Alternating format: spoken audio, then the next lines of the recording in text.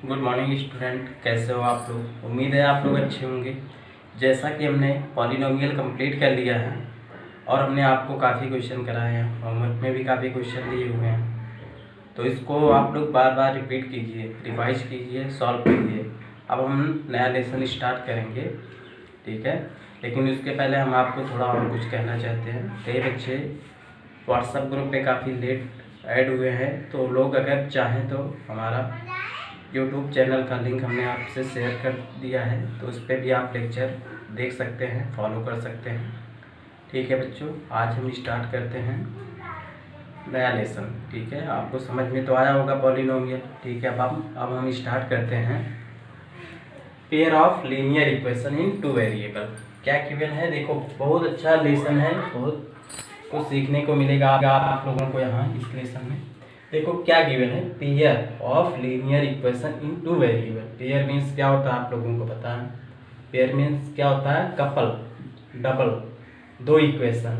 ठीक है, क्या बोला गया, pair of linear equation in two variable. ठीक है, ये लेसन का नाम है।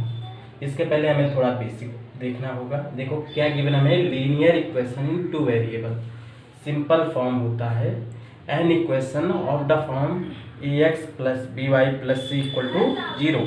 देखो क्या है, a x plus b y plus c equal to zero, where a b c are real number. A b c क्या हमारे रियल नंबर है, लेकिन a not equal to zero होना चाहिए, b not equal to zero होना चाहिए। इस type के जितने इक्वेशन होंगे उसको हम क्या बोलते हैं, real equation in two variable. देखो एग्जाम्पल क्या हो गया, 5x plus 3y plus 9 equal to zero, या root 5x root 49y plus में रूट 9 इक्वल टू जीरो। देखो इसको हमने इसलिए लिखा है कि कई क्वेश्चन ऐसे आते हैं कि बच्चे कंफ्यूज हो जाते हैं, तो हमने इस टाइप का भी एग्जाम्पल पुट कर दिया है। इसको आप लोग ऐसे लिख सकते हो ना। देखो 5x प्लस का 7y प्लस का 3 इक्वल टू जीरो। देखो हमें एक कॉन्सेप्ट को सीखना है, ना कि रटना है। हमें अच्छे तरीके से समझ में आना चाहिए कि कॉन्सेप्ट कैसे हम परफॉर्म कर रहे हैं। ठीक है, देखो अब क्या है, pair of linear equation. Pair का मीन्स हमने आपको बताया था क्या होता है। पेयर मीन्स होता है टू, ऐसे टू या मोर देन टू ऐसे बोल सकते हो। पेयर मीन्स क्या हो गया, टू लीनियर इक्वेशन। क्या बोला गया है, टू लीनियर इक्वेशन। हाँ बच्चों, क्या बताया हमने, two linear equation in two variable taken together is called a pair of linear equation. Means हमारे पास कितने लीनियर इक्वेशन हो, टू लीनियर इक्वेशन। जैसे हमने ले लिया 2x plus 3y plus 9 equal to zero, 7x minus 9y plus 2 equal to zero. तो ये दोनों क्या हो गए, पेयर ऑफ लीनियर इक्वेशन हो गए। आपको समझ में आ गया। सेम इसी टाइप से क्या है, system of linear equation in two variable. Means क्या, टू आर मोर इक्वेशन। कितने होने चाहिए, two or more equation in two variable taken together is called system of linear equation.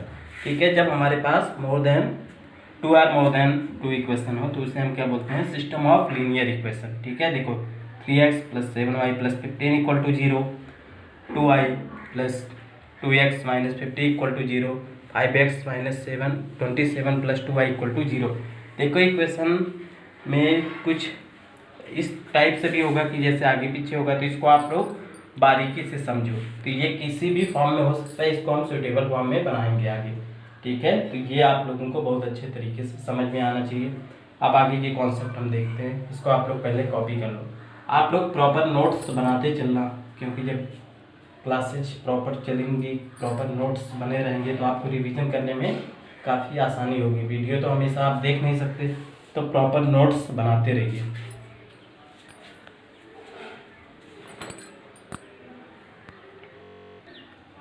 हाँ बच्चों, देखते हैं pair of linear equation. Suppose करो हमारे पास दो लीनियर इक्वेशन है, a1x plus b1y equal to c1 and a2x plus b2y plus c2। ये क्या है, हमारा c2 है। ठीक है, ये है हमारा c2। देखो इसके लिए जब हमारे पास पेयर ऑफ लीनियर इक्वेशन हो तो हमें तीन कंडीशन मिल सकती हैं। एक क्या हो सकता है, इंटरसेक्टिंग। दूसरा क्या हो सकता है, कोइंसिडेंट। तीसरा क्या होता है, पैरेलल।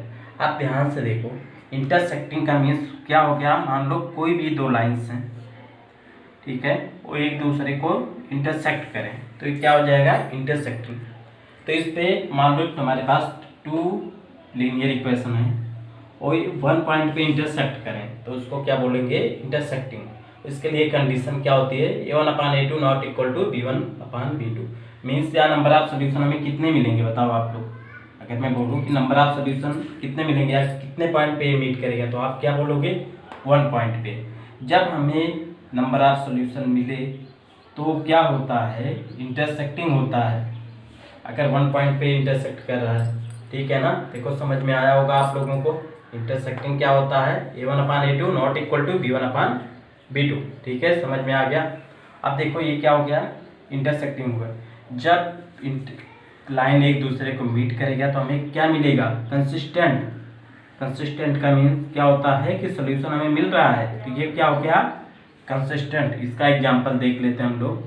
सपोज हमने लिख दिया 2x + 3y equal to 4x - 3y equal to 9। ठीक है, और जब आप फाइंड करते हो ये हो गया a1, ये हो गया a2। a1/a2 देखो यहाँ a1/a2 हमें क्या मिला बताओ आप लोग, 2/4 का मीन्स क्या हो गया, 2/4 को हम 1/2 भी लिख सकते हैं। अब b1/b2 फाइंड कर लिया हमने। b1/b2 का मीन्स क्या हो गया, 3 में -3 मीन्स क्या हो गया, -1 आया। तो क्या इक्वल है, a1/a2 not equal to b1/b2। तो ये क्या है, इंटरसेक्टिंग है। समझ में आ गया ना। जब इंटरसेक्टिंग है तो ये कंसिस्टेंट, तो ये क्या है, इंटरसेक्टिंग हुआ तो कंसिस्टेंट होगा। अब आते हैं कोइंसिडेंट में कंडीशन क्या होती है, a1/a2 equal to b1/b2 equal to c1/c2। ठीक है, हाँ बच्चों देखो इंटरसेक्टिंग आपको समझ में आ गया। अब आते हैं कोइंसिडेंट। कोइंसिडेंट का मीन्स क्या हो गया कि जो हम लाइन ग्राफ ड्रा करें किसी लीनियर इक्वेशन का, वो दोनों सेम आए। सेम आने का मीन्स क्या हो गया, जो ग्राफ इस इक्वेशन का हो वही ग्राफ इस इक्वेशन का। मीन्स क्या हो, लाइंस जो मिले हमें एक दूसरे पे कोइंसिडेंट हो। तो नंबर ऑफ सोल्यूशन कितने मिलेंगे, इनफाइनाइट नंबर ऑफ सोल्यूशन मिलेंगे ना। देखो आप लोग, तो इसके लिए कंडीशन क्या है, a1/a2 equal to b1/b2 equal to c1/c2। Means क्या हुआ, ये लाइन हमें मिली, ग्राफ मिला हमें फर्स्ट इक्वेशन के लिए और सेकेंड इक्वेशन के लिए भी यही ग्राफ हमें मिला। तो इस पे नंबर ऑफ सोल्यूशन या नंबर ऑफ मीटिंग पॉइंट कितने हो गए, इनफाइनाइट। आया समझ में ना। अब देखते हैं इसका एग्जांपल। ये भी क्या होगा, कंसिस्टेंट होगा, क्योंकि सोल्यूशन हमें मिल रहा है ना। ये भी क्या हो गया, कंसिस्टेंट। एग्जांपल देख लेते हैं। सपोज हमने लिख दिया 2x + 4y इक्वल टू 8। ठीक है ना। अब हमने क्या कर दिया, इसको डबल कर देते हैं। सपोज 4x लिख दिया हमने, 8y लिख दिया इक्वल टू में हमने लिख दिया 16। अब यहाँ a1/a2 फाइंड करते हैं। a1/a2 का मीन्स 2/4, 2/4 का मीन्स क्या हो गया, 1/2। अब फाइंड करते हैं b1/b2। b1/b2 का मीन्स क्या हो गया, देखो आप लोग कंपेयर करो, ये b1 हो गया, ये b2, ये हो गया a1 a2 b1 b2 c1 c2। अब देखो b1/b2 क्या हो गया, 4/8, तो कितना आ गया, 1/2। सेम c1/c2 हमने किया तो कितना हो गया, 8/16 मीन्स 1/2। देखिए सब इक्वल है ना। क्या लिख सकते हैं, a1/a2 equal to b1/b2 equal to में हमने क्या लिख दिया, c1/c2। ये सब इक्वल हैं तो क्या हो गया, कोइंसिडेंट। अब आते हैं पैरेलल के लिए। पैरेलल में क्या होता है आपको पता है, दो ग्राफ या दो इक्वेशन जिनके ग्राफ के बीच की डिस्टेंस इक्वल, उससे क्या बोलते हैं, पैरेलल। तो ये पैरेलल हो गया। तो कहीं मीट नहीं करेगा, सॉल्यूशन नहीं मिलेगा, तो ये क्या होगा, कोइंसिडेंट। देखो बच्चे इसमें काफ़ी कंफ्यूज रहते हैं, तो आप लोगों को ध्यान से समझना है। अगर कोई पॉइंट मीट नहीं कर रहा है तो क्या होगा, इनकंसिस्टेंट। अब देखते हैं इसके लिए condition, a1/a2 equal to b1/b2 not equal to c1/c2। से एक एग्जांपल इसका देख लेते हैं हम। 2x + 4y इक्वल टू 8 लिख दिया हमने, 4x + 8y इक्वल टू -12 लिख दिया। ठीक है, देखो आप लोग देखते हैं ये इक्वेशन है। अब यहाँ हमने फाइंड किया a1/a2, क्या मिला हमें, 2/4 मीन्स क्या हो गया, 1/2। अब हमने फाइंड किया b1/b2, क्या मिल गया हमें, 4/8 मीन्स क्या हो गया, 1/2।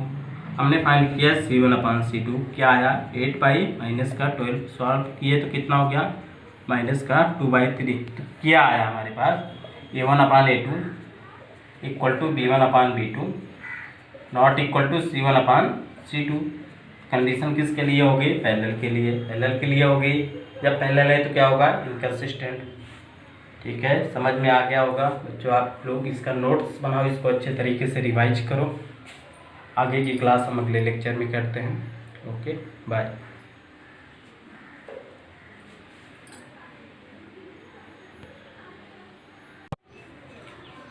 गुड मॉर्निंग क्लास, कैसे हो आप लोग। उम्मीद है आप लोग अच्छे होंगे।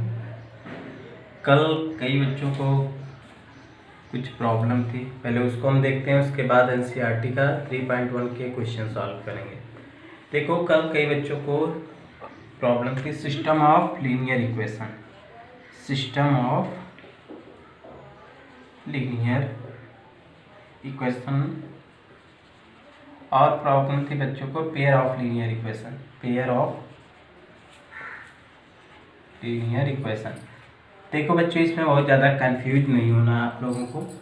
देखो, सिस्टम ऑफ लीनियर इक्वेशन में सपोज हमने हमारे पास 2 आर मोर देन 2 इक्वेशन हो, इक्वल टू 0 पुट किया हमने, मान लो एक इक्वेशन और लिख दिया 2x + 8y, कुछ भी लिख देते हैं, कोई भी इक्वेशन हमारे पास, और भी हमने लिख दिया 3x - 7y + 20 इक्वल टू 0। देखिए, मोर देन 2 या मोर देन 2 इक्वेशन है तो इसको हम बोलते हैं सिस्टम ऑफ लीनियर इक्वेशन। लेकिन पेयर ऑफ लीनियर इक्वेशन में केवल 2 इक्वेशन होनी चाहिए इन 2 वेरिएबल। सपोज हमने लिख दिया 7x - 5y + 20 equal to 0।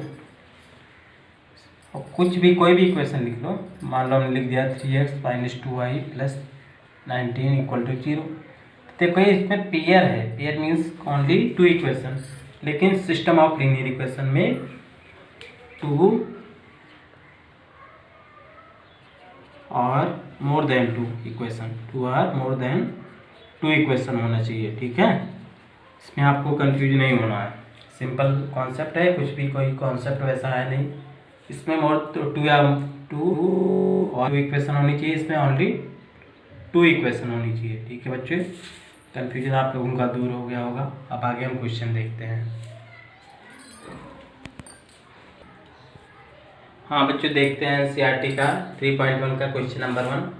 Aftab tells his daughter 7 years ago, I was 7 times as old as you were then. Also 3 years from now, I shall be 3 times as old as you will be. Represent this situation algebraically and graphically. देखो, इसके लिए हमें algebraic equation बनाना है और graph भी बनाना है। देखो आप लोग ध्यान से, हमने क्या ले लिया, डॉटर की एज हमने एज्यूम कर लिया, डॉटर की एज को हमने x ले लिया और फादर की एज को y ईयर्स और फादर की एज को हमने क्या ले लिया y ईयर्स। ठीक है, ध्यान से देखो आप लोग, ये हमने ले लिया डॉटर की एज x ईयर्स, फादर की एज y ईयर्स। अब देखो क्या 7 ईयर्स एगो, तो क्या लिखते हैं हम 7 ईयर्स एगो, 7 ईयर्स एगो क्या हो जाएगा, टोटल कितना हो जाएगी x - 7, फादर कितना हो जाएगा y - 7। तो क्या बोला गया है, आई वॉज 7 टाइम्स, कौन 7 टाइम्स था, फादर। ये क्या है फादर की एज, ये क्या है डॉटर की एज। फादर क्या 7 टाइम्स है, या तो फादर को 7 से डिवाइड कर दो या डॉटर को 7 से मल्टीप्लाई कर दो। आए समझ में ना। तब ये कितना हो गया 7x - 49। अब ये कितना हो गया y - 7। ये इक्वेशन को इधर ले आते हैं, पॉइंट को, कितना हो जाए 7x, ये कितना हो गया माइनस का y, ये इधर आएगा तो प्लस का हो जाएगा। चलो इसको उधर ले जाते हैं। अब ये उधर जाएगा तो कितना हो गया बताओ आप लोग, प्लस का हो जाएगा और 7 माइनस हो जाएगा तो कितना होगा 42 हो जाएगा। ये हमें एक इक्वेशन मिल गई। अब देखो आप ध्यान से, ये इक्वेशन हमें मिल गई। अब आते हैं अगले पॉइंट पे। Also 3 years from now, 3 years from now, अब से 3 साल बाद। ठीक है, क्या हो जाएगा, डॉटर हो गया x+3 ये हमने प्रेजेंट एज दिया है, ध्यान रखना। डॉटर्स प्रेजेंट एज, ये क्या है, फादर्स प्रेजेंट एज। ठीक है, आप लोग ध्यान से समझना। ये कितना हो जाएगा, y+3। अब क्या बोला गया है, I shall be 3 times as old as you will be. कौन 3 टाइम्स है, फादर। फादर कौन है, ये। या तो फादर को 3 से डिवाइड कर दें या डॉटर में 3 से मल्टीप्लाई इक्वेट करने के लिए 3x+9 हो गया। ये कितना हो गया, y+3। अब ये वैल्यू इधर लाते हैं तो कितना हो गया, 3x - y इक्वल टू में 9 उधर जाएगा तो माइनस का 9 हो जाएगा, -6। ये इक्वेशन नंबर 2 हो गया। देखो अलजेब्रिकली हमने इक्वेशन फाइंड कर दी। अब इसके लिए हमें ग्राफ फाइंड करना है। चलो देखते हैं, ग्राफ पहले बना लेते हैं एक। तो देखो ध्यान से आप लोग,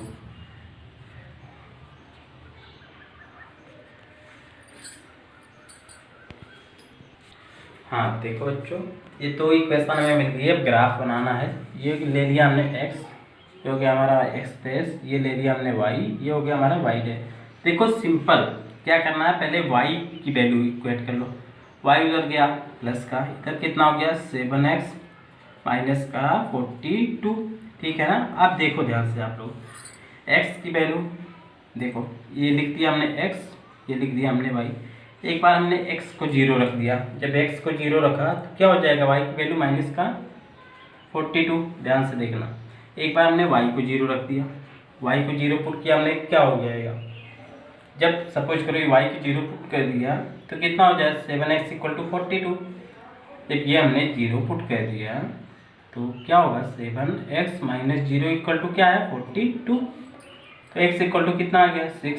आया समझ में कि नहीं। ये पॉइंट आप लोग ध्यान से देखो, केवल 2 पॉइंट पे हम ग्राफ बनाएंगे। आपको ग्राफ समझ में आ जाना चाहिए। वैसे ग्राफ हमने आपको बताया भी था इससे पहले। ये ग्राफ मिल गया। अब देखो पॉइंट कितना हो, 0 पे -42।